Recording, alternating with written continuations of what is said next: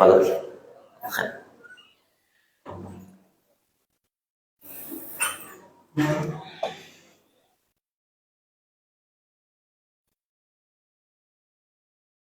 Assalamualaikum warahmatullahi wabarakatuh.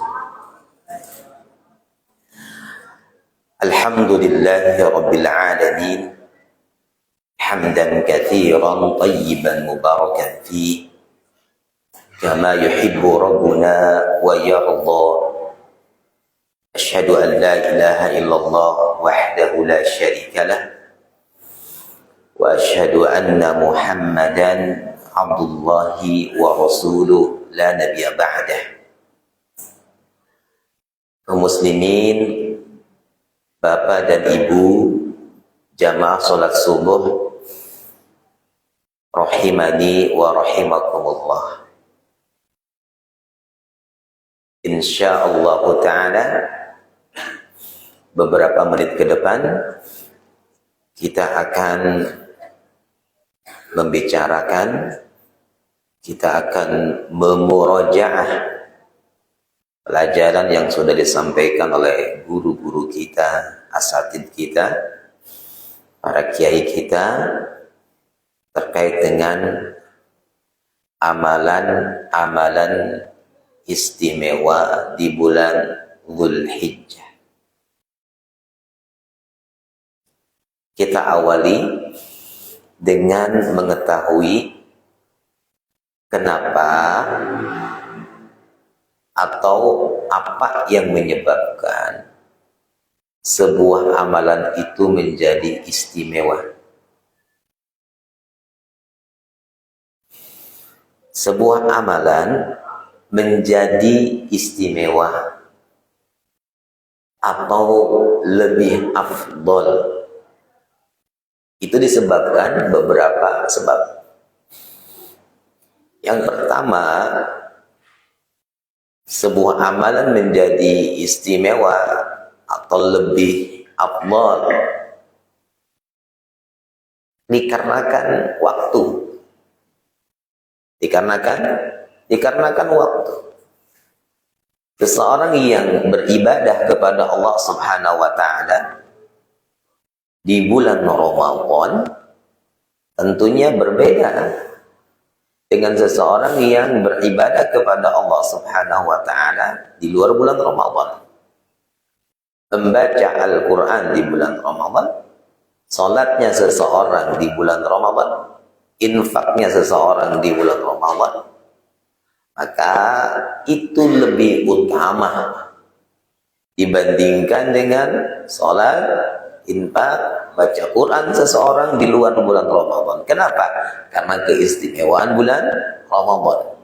Jadi sebuah amalan itu menjadi lebih utama atau menjadi istimewa karena waktu. Yang kedua, amalan itu akan menjadi istimewa karena disebabkan tempat. Tempat itu bisa menyebabkan sebuah amalan menjadi istimewa, lebih utama, lebih afdal, lebih baik.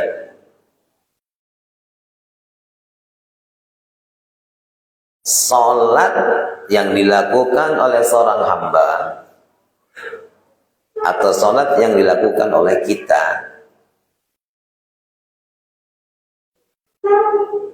akan berbeda nilainya di sisi Allah Subhanahu wa taala gara-gara tempat. Salat yang kita lakukan di sini berbeda dengan salat yang kita lakukan di Masjidil Aqsa. Ya. Berbeda dengan salat yang kita lakukan di Masjidil Aqsa.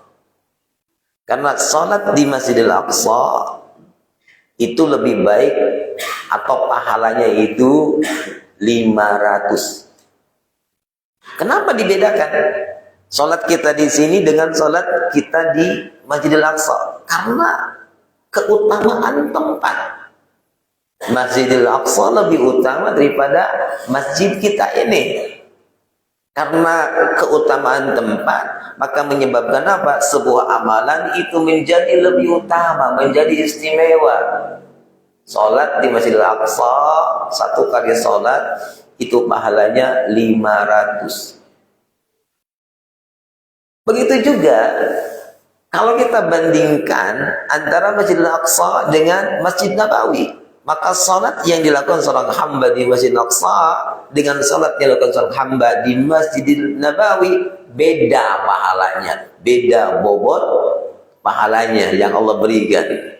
Kalau di Masjid Al-Aqsa itu 500 bobot pahalanya.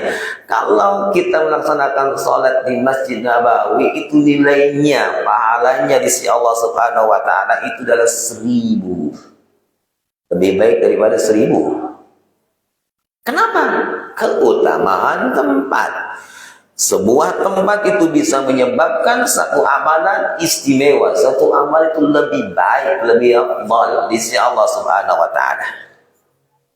Begitupun kalau kita bandingkan dari sisi untungnya, dari sisi pahalanya, salat yang dilakukan oleh ibu di Masjidil Haram berbeda pahalanya dengan sholat yang dilakukan oleh ibu yang dilakukan di Masjid Nabawi. Tadi di Masjid Nabawi berapa? 1000. Kalau kita melaksanakan sholat di Masjidil Haram, pahalanya berapa ibu? 100.000. Masya Allah. Kenapa Allah bedakan? Kenapa Allah bedakan sholat di sini dengan sholat di Masjidil Aqsa? Kenapa Allah bedakan antara sholat kita di sini dengan sholat di Masjid Nabawi? Kenapa Allah bedakan sholat kita di sini dengan sholat di Masjidil Haram sampai pahalanya 100.000? Karena keutamaan tempat. Jadi selain waktu yang menyebabkan sebuah amal itu menjadi istimewa, maka tempat pun menjadi faktor penyebab sebuah amal menjadi istimewa, menjadi lebih utama. Yang ketiga, penyebab sebuah amalan itu menjadi amal yang sungguh sangat istimewa, lebih mulia, lebih afdal. Karena apa? Karena orang yang melakukannya. Karena apa? Karena orang yang melakukannya. Bapak dan Ibu yang saya muliakan, sedekah yang dilakukan oleh kita, sedekah yang dilakukan oleh kita, maka pahalanya itu tidak akan pernah mengungguli pahala sedekah yang dilakukan oleh para sahabat Nabi Shallallahu Alaihi Wasallam. Ya? Andai kita memiliki harta, kekayaan berupa apa? Berupa emas sebobot sebanyak gunung Uhud. Masya Allah. Jazakallah khairan katsira. Andai ibu atau bapak memiliki kekayaan yang begitu banyak, semisal di tangan ibu dan bapak ada kekayaan sejumlah emas yang bobotnya, yang nilainya sebesar gunung Uhud. Kira-kira bagaimana bapak dan ibu kalau bapak memiliki emas segunung Uhud? Kaya enggak? Kaya. Lalu oleh bapak atau ibu, emas yang sebanyak itu dikeluarkan semua, diinfakkan semua di jalan Allah Subhanahu wa taala, maka nilainya di sisi Allah Subhanahu wa taala bila dibandingkan dengan sedekah yang dilakukan oleh para sahabat Nabi Shallallahu alaihi wasallam, sekalipun sedekah mereka hanya 1 mud saja, maka sedekah yang dilakukan oleh para sahabat Nabi Shallallahu alaihi wasallam itu jauh lebih baik dibandingkan sedekah seseorang dengan emas sebesar gunung Uhud. Tapi para sahabat sedekahnya 1 mud saja. Kenapa? Karena keutamaan seseorang Para sahabat adalah manusia terbaik setelah nabinya Muhammad sallallahu alaihi wasallam. Khairun nasi qarni. Kata Nabi SAW, sebaik-baik manusia adalah manusia yang hidup sezaman denganku. Tsummal ladzina yadunahum, kemudian generasi setelah mereka yaitu tabi'in. Tsummal ladzina yadunahum, kemudian generasi setelah tabi'in yaitu tabi'ut tabi'in. Mereka adalah manusia yang terbaik. Otomatis amalan mereka ketika mereka lakukan berbeda pahalanya bila dibandingkan dengan amalan itu jika dilakukan oleh selain mereka. Itu yang keberapa Bapak dan Ibu? Yang keberapa? Yang ketiga. Yang pertama, amalan itu menjadi istimewa disebabkan waktu sahih. Yang kedua, tempat. Yang ketiga, orang yang melakukannya. Yang keempat, amalan itu menjadi satu amalan yang sangat-sangat istimewa karena penyebab keikhlasan yang dimiliki oleh seseorang. Keikhlasan yang dimiliki oleh seseorang. Amalan yang dibangun di atas keikhlasan kepada Allah Subhanahu wa taala, maka akan menjadi satu amal yang istimewa di sisi Allah Subhanahu wa taala. Ya. Andai kita atau andai seseorang hanya memiliki satu amalan, tetapi amalan itu dibangun di atas keikhlasan kepada Allah Subhanahu wa taala, maka amalan tersebut akan memberikan dampak yang sangat luar biasa kepada pelakunya. Ya, akan memberikan dampak yang sangat luar biasa kepada pelakunya.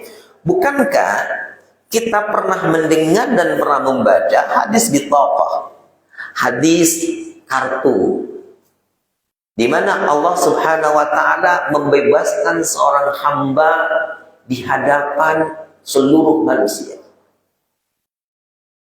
Allah Subhanahu wa taala membebaskan seorang hamba dari neraka di hadapan seluruh manusia.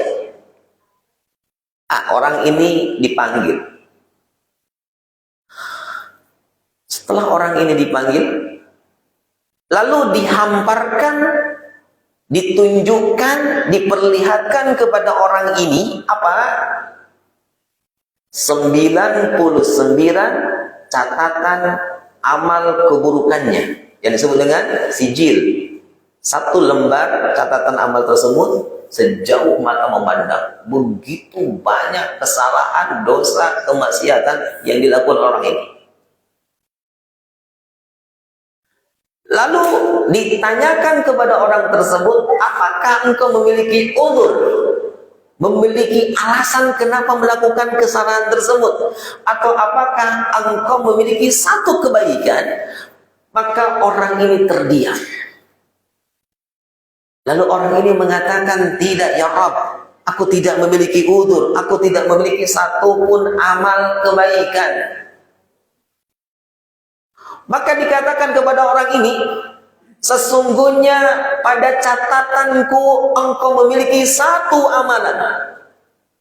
Hari ini engkau tidak akan dizalimi. Lalu diperintahkan, dibawakan satu kartu kecil. Di dalamnya ada la ilaha illallah wa anna Muhammadan abduhu wa rasuluh. La ilaha illallah. Lalu Allah berfirman, "Tuhduruhu." Panggil orang itu. Hadirkan orang itu. Ketika orang itu dihadirkan, dia melihat catatan keburukan yang begitu tebal, yang begitu banyak, dan dia pun melihat kartu kecil, di mana di dalam kartu kecil itu ada tulisan amal kebaikan hanya satu. Dia mengucapkan la ilaha illallah. Maka orang itu mengatakan saking frustasinya, ya, apalah artinya kartu kecil ini bila dibandingkan dengan catatan-catatan keburukan yang begitu banyak ini, maka dikatakan kepadanya, hari ini engkau tidak akan dizalimi. Lalu si jilat itu diletakkan di atas batu timbangan dan ditokoh juga diletakkan di timbangan yang sebelahnya. Ternyata apa? Allah jadikan apa? Si jilat tersebut menjadi lebih ringan, dan kartu kecil yang hanya memuat satu amal itu lebih berat timbangannya, dan orang ini pun masuk surga. Rupanya, Bapak dan Ibu yang saya muliakan, orang ini selama hidupnya menghabiskan waktu untuk bermaksiat, untuk melakukan perbuatan dosa, untuk melakukan keburukan. Namun satu hari orang ini mendapatkan hidayah dari Allah Subhanahu wa taala, lalu dia pun bersyahadat dengan mengucapkan asyhadu an la ilaha illallah wa anna muhammadan abduhu wa rasuluh, langsung meninggal dunia. Langsung meninggal dunia, belum sholat, belum zakat, belum sedekah, langsung meninggal dunia. Dia hanya memiliki satu amal kebaikan, yaitu ucapan dia dengan kalimat tauhid, la ilaha. Rupanya dia mengucapkan dua kalimat syahadat itu karena keikhlasan dia kepada Allah Subhanahu wa taala. Dia tahu konsekuensinya ketika dia mengucapkan kalimat tersebut. Jadi yang membuat satu amalan itu istimewa, yaitu karena faktor keikhlasan. Ya, karena faktor keikhlasan. Waktu, tempat menyebabkan istimewa sebuah amalan. Bapak dan Ibu baca Quran di rumah, satu ayat atau dua ayat, maka bobot bacaan Quran kita di rumah tidak sama dengan bobot bacaan Al-Quran kita di masjid. Bacaan Quran seseorang di masjid pahalanya lebih baik daripada bacaan Quran seseorang yang dilakukan di rumahnya. Sebab apa? Sebab tempat. Rasulullah SAW suatu ketika mengatakan kepada para sahabatnya, ya, memberikan target kepada para sahabatnya agar mau mempelajari membaca Al-Quran, ya, agar mau mempelajari, agar mau membaca Al-Quran, ya. Kata Nabi SAW, siapa di antara kalian yang suka pergi ke pasar? Ya, suka ke pasar. Disebutkan oleh Nabi SAW 2 pasar di Madinah. Lalu pulang dari pasar tersebut membawa keuntungan 2 unta, membawa keuntungan yang sangat bagus sekali. Maka para sahabat mengatakan, mau ya Rasulullah. Lalu Rasulullah mengatakan, afala yagdu ahadukum ilal masjid. Kenapa salah seorang dari kalian tidak berangkat ke masjid, lalu membaca atau mempelajari dalam masjid tersebut 2 ayat dari Al-Quran? Maka kata Nabi SAW, 2 ayat yang dibaca oleh seseorang di masjid, 2 ayat yang dipelajari oleh seseorang di masjid, maka itu lebih baik daripada seseorang yang mendapatkan 2 unta yang begitu bagus. Hadis ini menunjukkan apa? Bahwa pahala membaca Al-Quran seseorang yang dilakukan di masjid, dari masjid-masjid Allah, itu lebih baik daripada bacaan Quran seseorang di pasar, di rumah, di jalan, di apartemen, di hotel sebagainya. Kenapa? Karena di situ ada keutamaan tempat. Inilah 4 penyebab yang menyebabkan semua amalan istimewa atau lebih utama di sisi Allah Subhanahu wa taala. Maka di pagi hari ini kita akan bicara tentang amalan-amalan istimewa yang ada yang kita lakukan di bulan Dzulhijjah. Berarti penyebab yang mana nih? Penyebab waktu. Saya bagi ke beberapa bagian atau saya bagi ke beberapa majlis. Majlis yang pertama kita akan bicara keutamaan 10 hari pertama bulan Dzulhijjah. Kalau kita bandingkan waktu-waktu kita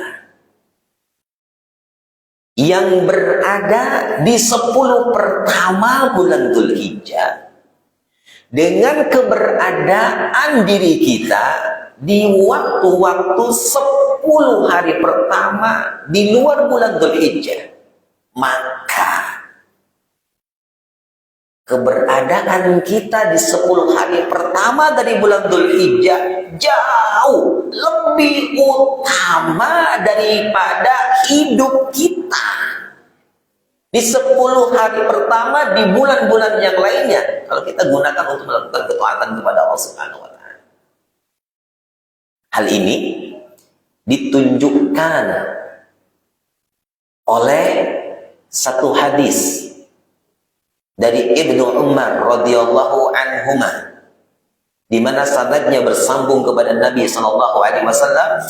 Rasulullah mengatakan, "Ma min ayyamin a'dhamu indallahi."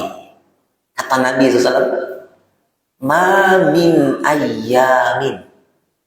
Tidak ada hari-hari a'dhamu indallah, yang paling agung, yang paling agung, yang paling agung indallah di sisi Allah, wala ahabba ilaihi minal amali, dan tidak pula amalan itu lebih dicintai oleh Allah Subhanahu wa Ta'ala fihinna, yang dilakukan di hari-hari tersebut, min hadil ayyamil ashr, daripada 10 hari ini, yakni 10 hari di bulan Dzulhijjah, 10 hari dari awal bulan Dzulhijjah.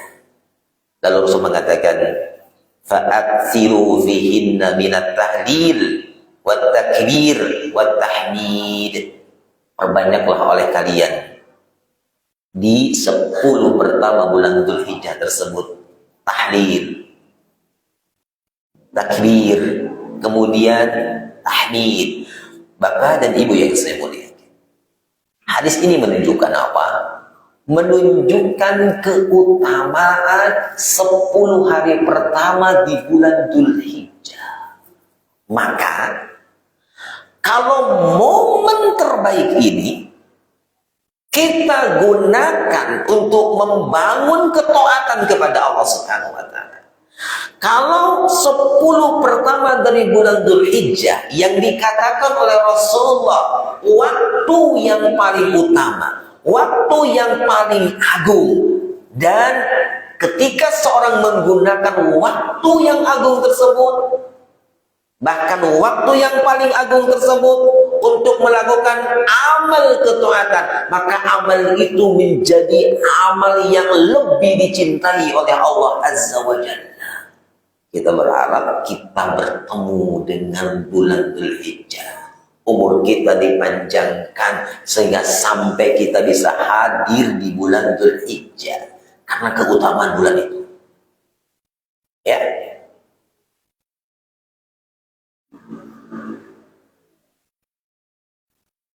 Dalam hadis yang lain Rasulullah mengatakan, hadis ini bersumber dari sahabat Jabir bin Abdullah, anna Rasulullah sallallahu alaihi wasallam qala, sesungguhnya Rasul mengatakan, ma min ayyamin, tidak ada dari hari-hari afdalu indallah, yang lebih utama, di sisi Allah min ayyami asyri dzulhijjah, daripada 10 hari pertama dari bulan Dzulhijjah.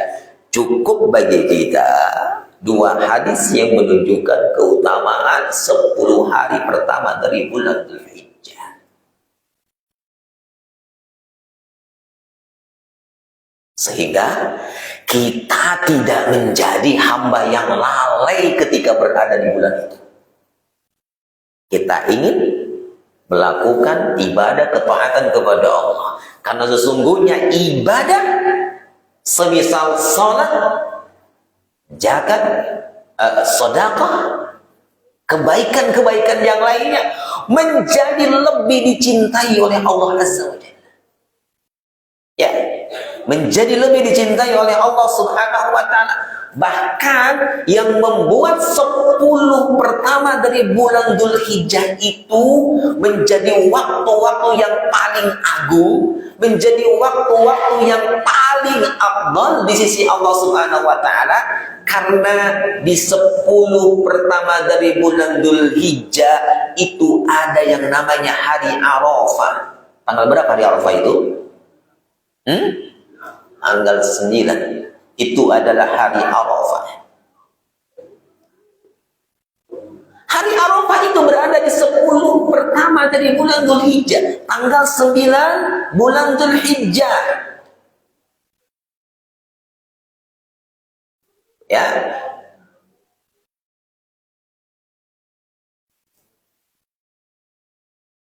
Di hari Arafah, Bapak dan Ibu yang saya muliakan, hari pengampunan dosa, hari pembebasan dari siksaan neraka. Salah seorang istri Rasulullah, Aisyah radhiyallahu anha, dia mengatakan bahwa Rasulullah SAW bersabda, "Ma min yaumi aktsara min an yu'tiqallahu fihi 'abdan minan nar min yaumi Arafah." Tidaklah dari satu hari yang paling banyak Allah memerdekakan, membebaskan di hari tersebut seorang hamba dari neraka min yaumi Arafah, daripada hari Arafah. Jadi hari Arafah disebutkan oleh Nabi SAW hari di mana Allah paling banyak membebaskan hambanya dari neraka Allah Subhanahu wa Ta'ala. Kenapa? Wa innahu la yadnu summa yubahi bihi malaika fayaqul ma arada haula. Dia akan mendekati mereka lalu akan menampakkan keutamaan mereka pada malaikat. Kemudian Allah berfirman, apa yang diinginkan oleh mereka? Ya. Begitu juga Allah Jalla wa'ala begitu bangga dengan orang yang melakukan wukuf di Arafah.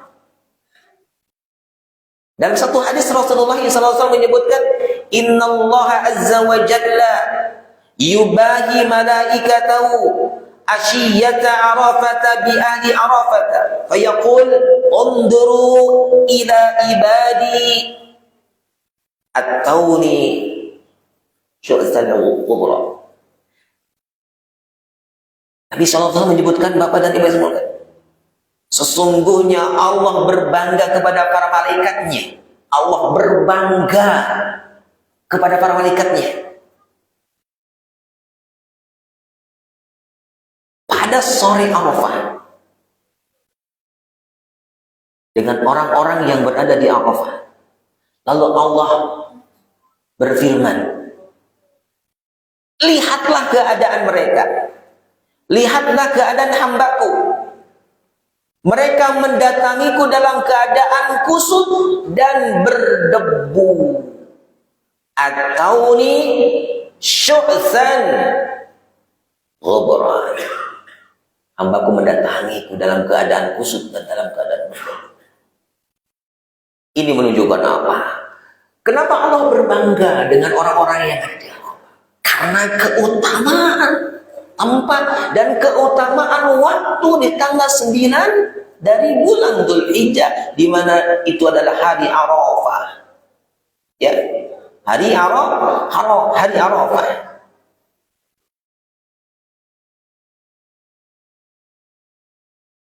Ya,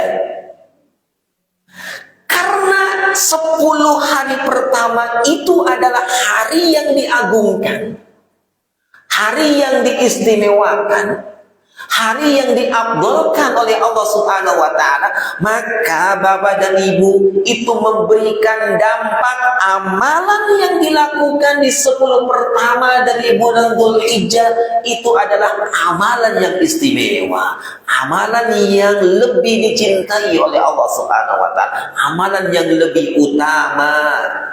Rasulullah SAW menjelaskan sebagaimana hadis yang disampaikan oleh Abdullah ibnu Abbas radhiyallahu anhuma. Rasul mengatakan, "Ma min ayyamin al-amalu salihu fihinna ahabbu ila Allah min hadhihi al-ayyam al-ashr." Kata Nabi SAW, tidak ada dari satu hari, di hari tersebut dilakukan amal saleh yang lebih dicintai oleh Allah Subhanahu wa Ta'ala daripada hari-hari yang 10 ini. Maksudnya 10 pertama dari bulan Dzulhijjah.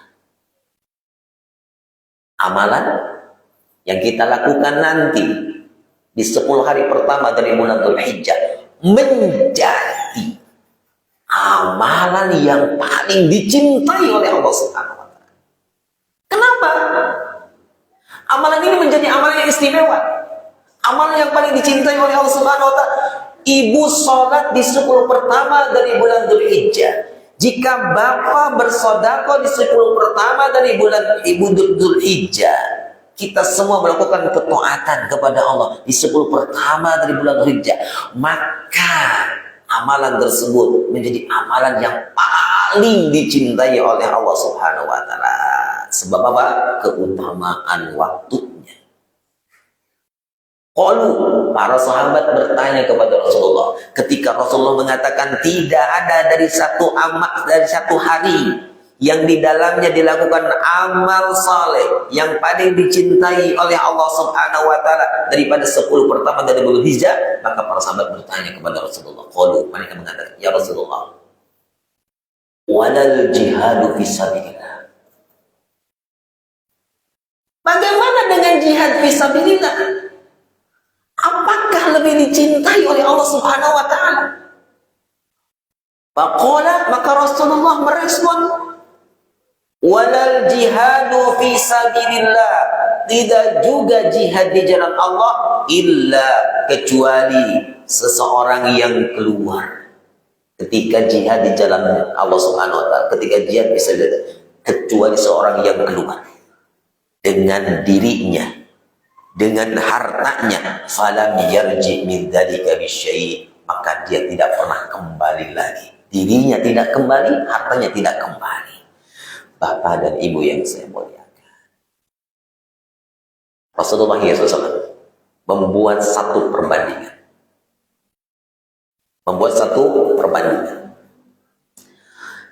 Antara amal soleh yang dilakukan 10 pertama dari bulan Dzulhijjah dengan jihad di jalan Allah Subhanahu wa Ta'ala.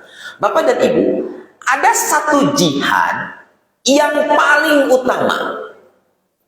Ya, di antara jihad-jihad di jalan Allah yang paling utama itu adalah jihad yang dilakukan oleh seseorang yang menyebabkan jiwanya, dirinya, dan hartanya hilang, tak kembali. Dia mati syahid. Itu jihad yang paling afdal. Maka Rasulullah membandingkan antara amalan yang dilakukan di 10 pertama bulan Dzulhijjah dengan jihad-jihad yang lain selain jihad yang tadi itu. Maka Rasulullah mengatakan itu lebih utama, itu lebih dicintai oleh Allah Subhanahu wa Ta'ala. Amalan yang dilakukan 10 hari pertama dari bulan Dzulhijjah itu menunjukkan apa? Keistimewaan, ketaatan, amalan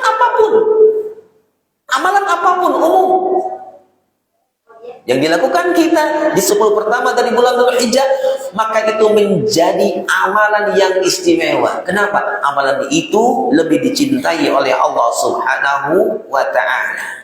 Jadi, apabila seseorang beramal pada 10 hari pertama bulan Dzulhijjah, maka itu lebih utama. Amal itu lebih utama.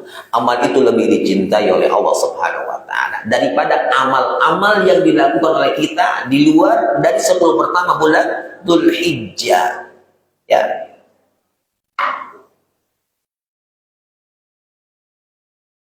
Ya.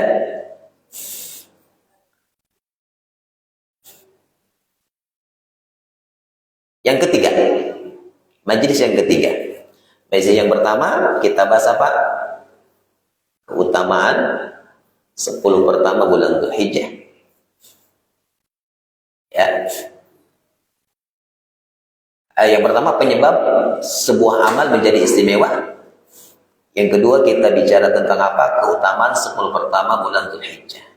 Yang ketiga, kita akan bicara amal apa saja ya yang diajarkan oleh Rasulullah SAW di 10 pertama bulan Dzulhijjah itu. Yang pertama, Bapak,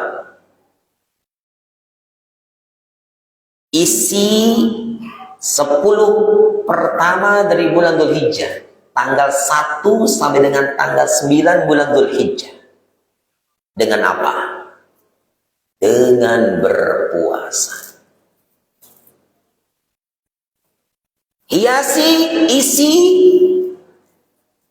dari tanggal 1 sampai dengan tanggal 9 dari waktu kita di bulan Dzulhijjah dengan berpuasa. Rasulullah SAW mengatakan, ya, Aisyah radhiyallahu anha mengatakan terkait dengan Rasulullah SAW. Kata Aisyah radhiyallahu anha, "Kana Rasulullah SAW yasumu tis'adil hijjah." Rasulullah SAW berpuasa 9 hari dari bulan Dzulhijjah. Maka ini amalan yang dipilih oleh Rasulullah SAW untuk mengisi waktu beliau di 10 pertama dari bulan Dzulhijjah.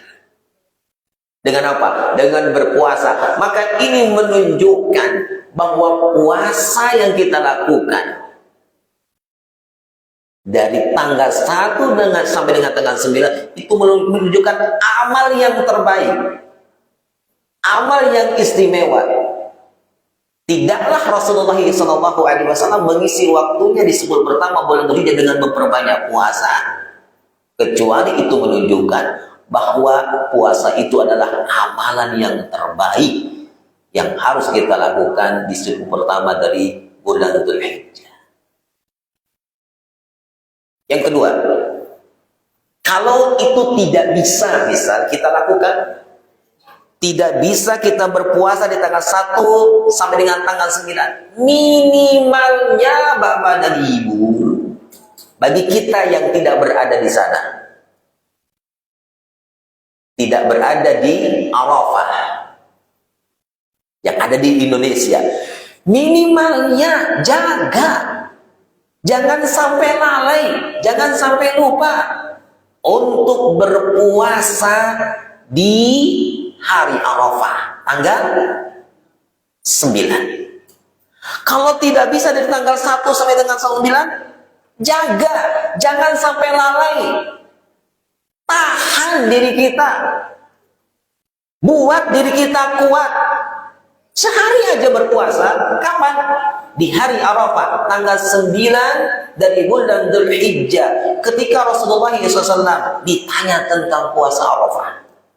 Ketika Rasulullah ditanya tentang puasa Arafah, apa jawaban Rasulullah? Rasulullah mengatakan, "Yukaffirus sannatal madiyatal baqiyata." Kata Nabi SAW, puasa 1 hari di hari Arafah di tanggal 9 bulan Dzulhijjah itu menghapus dosa-dosa setahun yang lalu dan dosa 1 tahun yang akan datang. Masya Allah.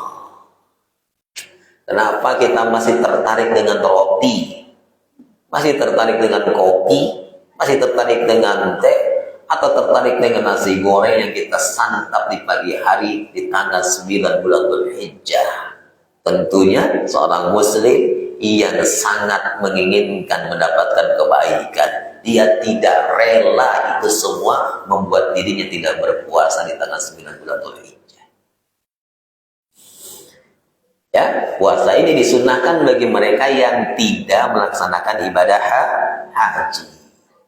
Kalau yang sedang beribadah haji tidak diperbolehkan berpuasa. Ya, apa mereka pada hari itu harus wukuf. Mereka harus memperbanyak zikir dan doa pada saat mereka wukuf di Arafah, sehingga keutamaan hari Arafah bisa dinikmati oleh kaum muslimin, baik yang ada di Arafah ataupun yang ada di selain Arafah, termasuk di Indonesia ini.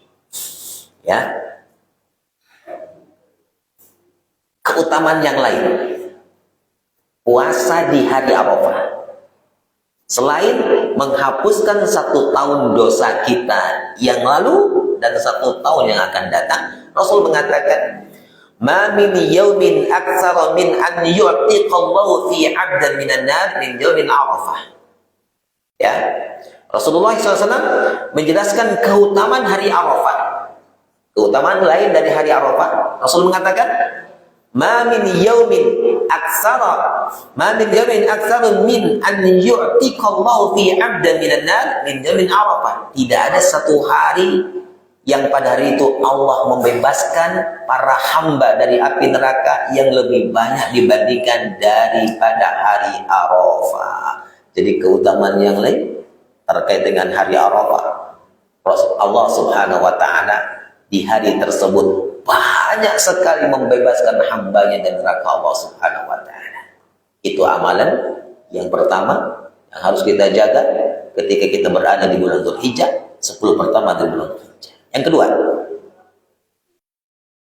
berkurban.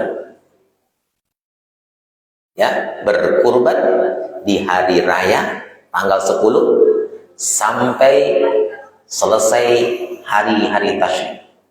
Berarti masa berkurban itu 10, 11, 12, dan 13.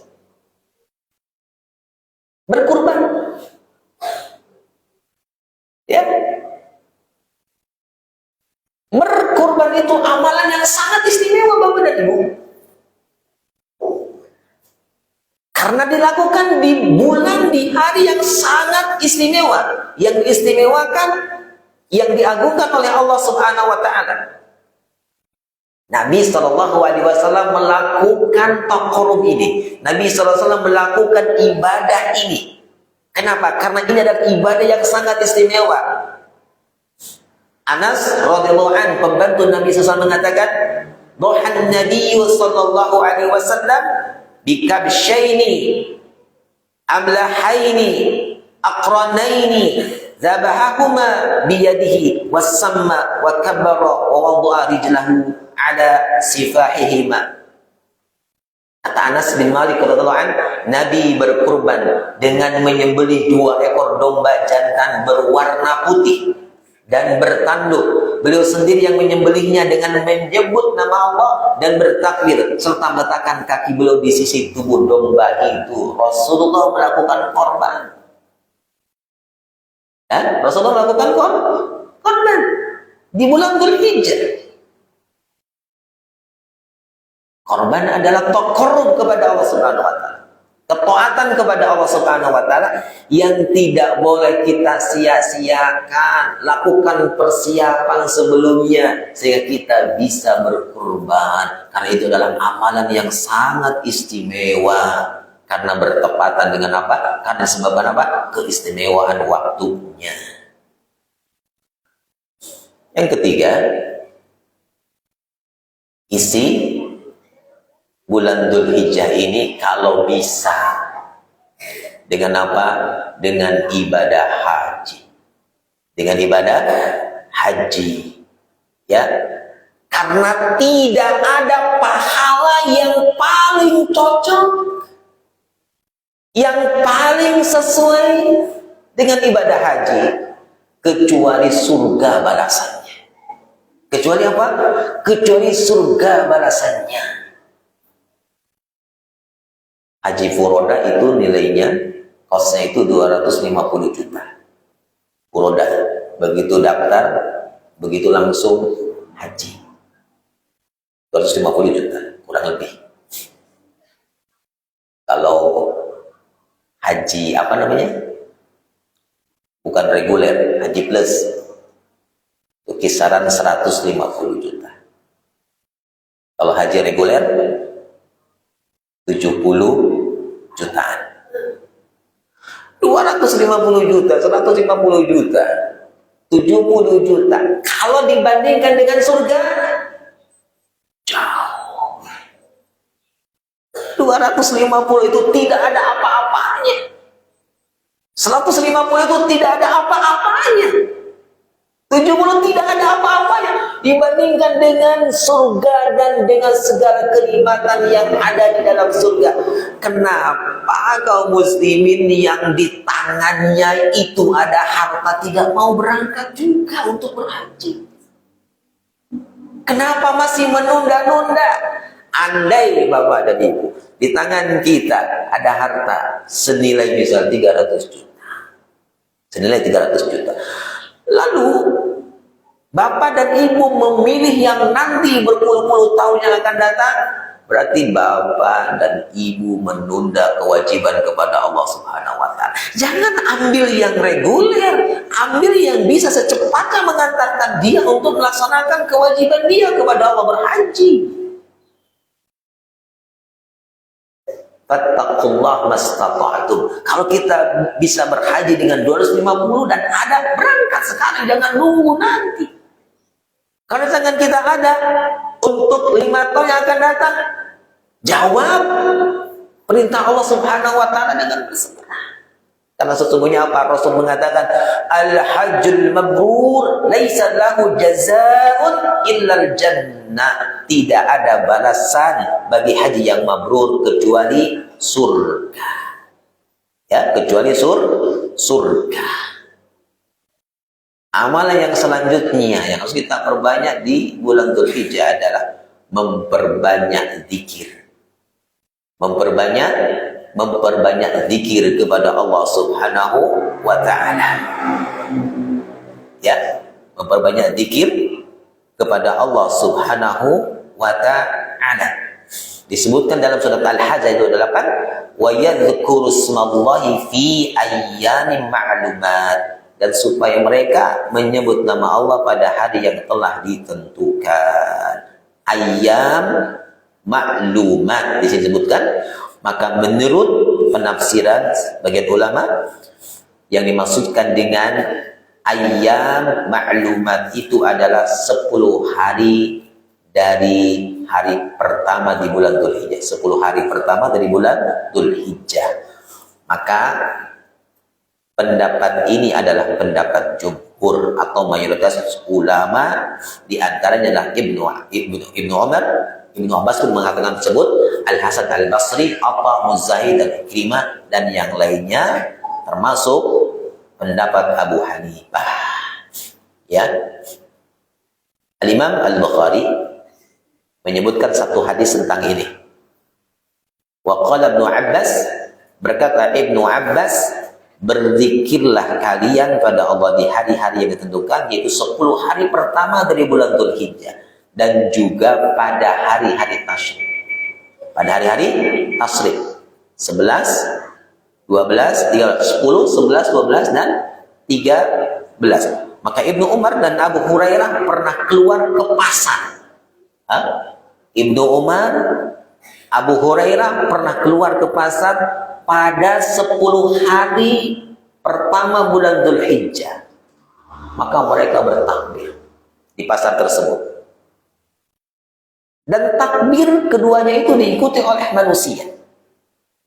Ya, diikuti oleh manusia. Takbir yang dimaksudkan dalam penjelasan di atas itu sifatnya mutlak, umum. Ya, artinya tidak dikaitkan pada waktu dan tempat tertentu. Jadi boleh dilakukan di pasar, boleh dilakukan di rumah, boleh dilakukan di masjid, di mana-mana saja. Ya. Tetapi ingat Bapak dan Ibu, ada takbir yang sifatnya muqayyad. Artinya terkait dengan waktu tertentu. Kapan? Yaitu contoh takbir yang dilakukan seseorang ketika selesai sholat wajib. Takbir juga itu muqayyad, ya. Takbir muqayyad. Maka terkait dengan takbir muqayyad bagi jemaah haji itu dilakukan kapan? Dari sholat subuh pada hari Arafah. Mohon maaf, bagi yang tidak berhaji. Takbir yang muqayyad yang terikat dengan waktu tertentu bagi kita yang tidak melaksanakan haji, kapan mulai takbirnya? Yaitu di pagi hari dari mulai sholat subuh pada hari Arafah Dzulhijjah hingga waktu asar pada hari tasyrik yang terakhir. Jadi tanggal 10 tuh, tanggal 9 Dzulhijjah hari Arafah sudah mulai bertakbir. Sampai kapan terakhir takbir kita? Sampai waktu asar dari hari terakhir tasyrik. Itu waktu takbirnya. Karena takbir termasuk zikir kepada Allah Subhanahu wa taala dan boleh juga dengan zikir-zikir yang lainnya, termasuk di dalamnya adalah dengan memperbanyak membaca Al-Qur'anul Karim. Itulah amalan-amalan yang dicontohkan, yang diperintahkan oleh Nabi kita Muhammad SAW untuk mengisi waktu-waktu kita di bulan Dzulhijjah, terutama di 10 pertama dari bulan Dzulhijjah. Mungkin ini yang bisa saya sampaikan. Mohon maaf atas kekurangannya dan kita kembalikan waktunya ke Ustadz kita. Fa'alaihi falyatafaddal.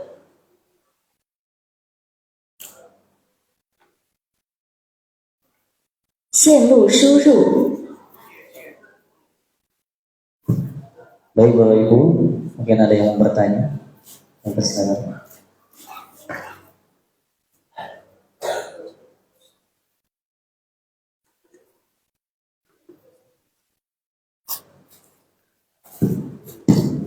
Bismillahirrahmanirrahim. Assalamualaikum warahmatullahi wabarakatuh. Waalaikumsalam warahmatullahi wabarakatuh. Ini hanya sebagai masukan atau input bahwa di dalam proses penyampaian, mohon maaf Pak Ustadz, agar di sana dijelaskan baik rawi-rawinya maupun sanad hadis tersebut maupun sumber daripada rujukan kitabnya, apakah dari misalkan ya dari Bulughul Maram atau Riyadhus Shalihin maupun misalkan hadis dari Sayyid Sabiq gitu kan, hadis-hadis sunnah Sayyid Sabiq misalkan ya, atau Al-Um misalkan, itu banyak rujukan-rujukan untuk sebagai bahan kita pembelajaran mungkin di rumah-rumah bapak-bapak atau ibu-ibu ada sumber-sumber bukunya dimiliki gitu ya. Terima kasih. Assalamualaikum warahmatullahi wabarakatuh. Waalaikumsalam warahmatullahi wabarakatuh. Inputan yang sangat bagus sekali dan sebagai rujukan dan boleh kita baca kalau ada kitabnya di rumah, di antara rujukan yang dipakai dalam kajian kita sekarang, di antaranya tidak hanya satu rujukan, yaitu di antaranya adalah perkataan dari Ibnu Rajab Al-Hambali dalam Lataif Al-Ma'arif. Kitab Lataif Al-Ma'arif bisa dirujuk kitab tersebut dan beberapa rujukan yang lainnya. Ala kulli hal, ini adalah inputan yang baik dan ketika menyampaikan, tentunya saya selaku penyampai materi akan berusaha untuk bersikap amanah dalam hal keilmuan ini. Tidak berkata atas perkataan sendiri, tetapi saya akan berusaha untuk mengembalikan itu kepada apa yang telah dijelaskan di dalam Al-Quran atau dijelaskan dalam hadis-hadis Nabi Sallallahu Alaihi Wasallam. Adapun tidak dijelaskan takhrijnya secara detail adalah pertimbangannya supaya bisa mempersingkat waktu. Itu saja pertimbangannya agar bisa mempersingkat waktu. Saya tadi mencukupkan sanad hadisnya sampai kepada Rasulullah Sallallahu Alaihi Wasallam. Tadi menyebutkan Imam Al-Bukhari menyebutkan hadis seperti itu. Tapi ala kulli hal ini adalah masukan yang sangat bagus sekali, dan saya selaku pemateri insyaallah ta'ala tidak mengatakan sesuatu yang tidak berdasar, yang tidak ada dalilnya dari Al-Quran atau dari sunnah Nabi Sallallahu Alaihi Wasallam atau dari athar sahabat atau dari qaul ulama, insyaallah ta'ala. Karena harus seperti itu. Harus seperti itu ketika kita berbicara tentang agama. Ketika kita berbicara tentang agama, maka jangan menyandarkan ucapan kita kepada diri kita. Karena siapa diri kita? Semua itu harus disandarkan kepada Allah dan kepada Rasulnya. Harus disandarkan kepada nas Al-Quran ataupun hadis Nabi Sallallahu Alaihi Wasallam dengan pemahaman yang benar sebagaimana salafus saleh memahami itu. Barakallahu fikum kepada Bapak yang telah memberikan masukannya, dan insyaallah ta'ala saya tunaikan masukannya itu dimanapun dan kapanpun. Barakallahu fikum. Lanjut.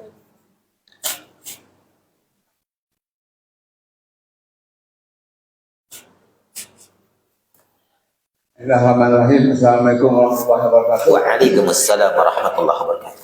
Tadi kita telah bersama mendengarkan tentang pahala-pahala di bulan Dzulhijjah. Nah, Bagaimana kalau seorang itu melakukan maksiat pada bulan Dzulhijjah, itu pahalanya apakah berlipat ganda? baik. Demikian. Assalamualaikum warahmatullahi wabarakatuh. Waalaikumsalam warahmatullahi wabarakatuh. Ada pertanyaan dari Bapak. Amalan-amalan yang dilakukan di 10 pertama dari bulan Dzulhijjah begitu agung pahalanya.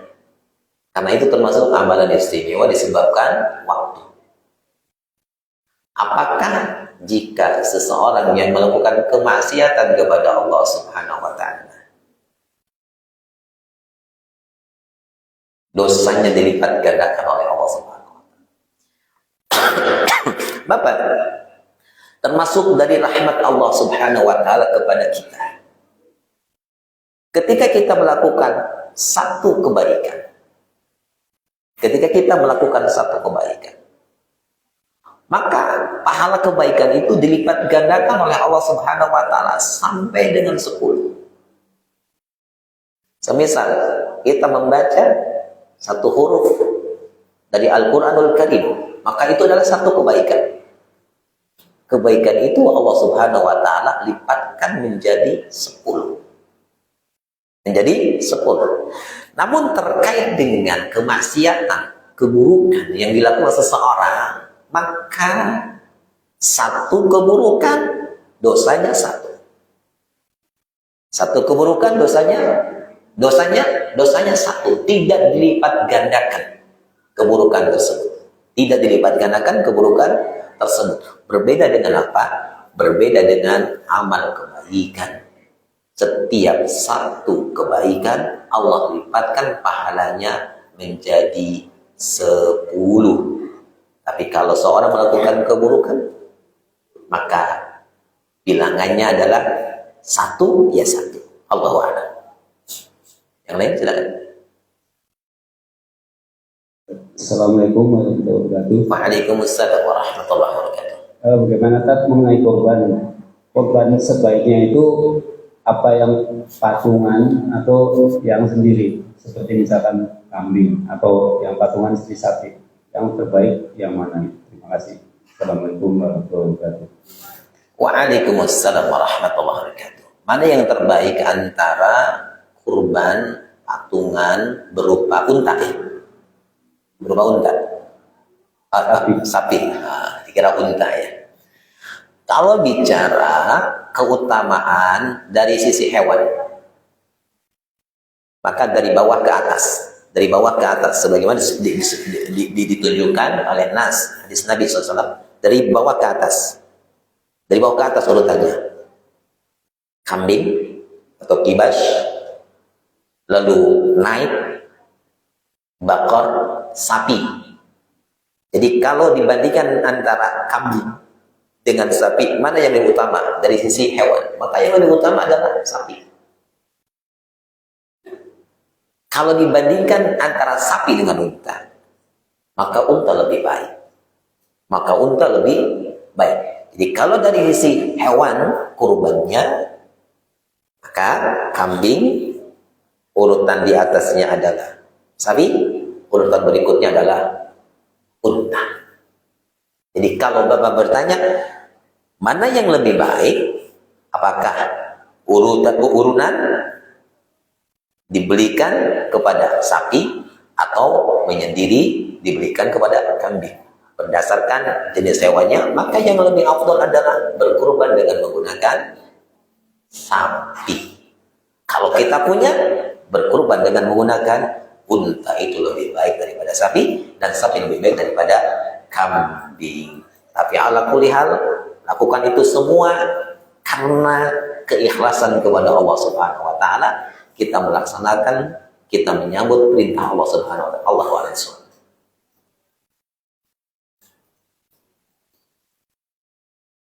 Ada lagi dari Ibu mau bertanya?